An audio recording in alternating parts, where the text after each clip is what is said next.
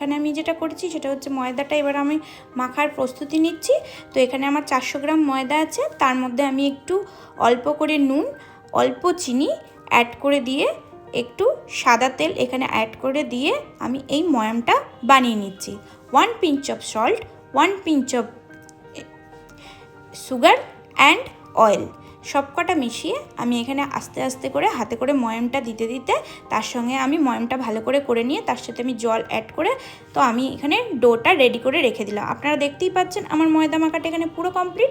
তো আমি এবার যেটা করেছি সেটা হচ্ছে গোল গোল করে ময়দাটাকে গোল গোল করে কেটে নিয়ে হাতে করে গোল গোল করে বল আকার দিয়ে দিয়েছি এবং তার মধ্যে আমি আমার যে কড়াইশুঁটির পুরটা রেডি করা ছিল সেই কড়াইশুঁটির পুরটা এর ভেতরে পুরে দিয়েছি। আপনারা আবার দেখতে পাচ্ছেন আমি এই বল আকারগুলোর ভেতরে কড়াইশুঁটির পুরটা এইভাবে করে পুরতে থাকছি।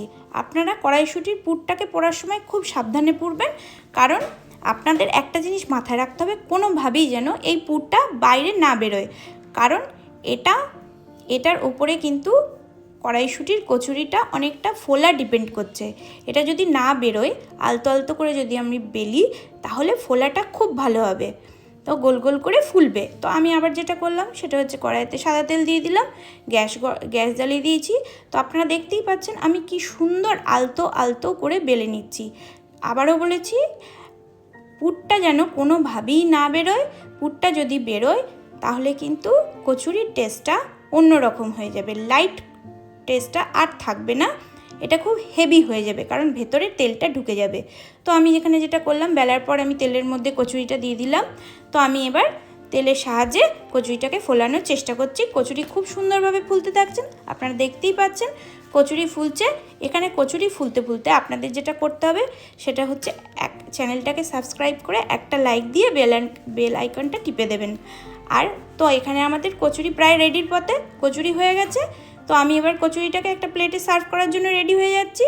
একটা কচুরি অলরেডি সার্ভ হয়ে গেছে, আপনারা দেখতেই পাচ্ছেন কচুরিটা কত সুন্দর ফুলেছে এবং খুব সুন্দর, এবং তেলটাও দেখুন পরিষ্কার আছে, কারণ এক ফোঁটাও আমাদের এখানে কচুরির পুরটা বেরোয়নি। আপনারা খুব সুন্দর দেখতেই পাচ্ছেন। আজকে আমি কচুরির সাথে আলুর দমটা করেছিলাম। এই আলুর দমের রেসিপিটা আমি আপনাদের অন্য দিন জানিয়ে দেবো।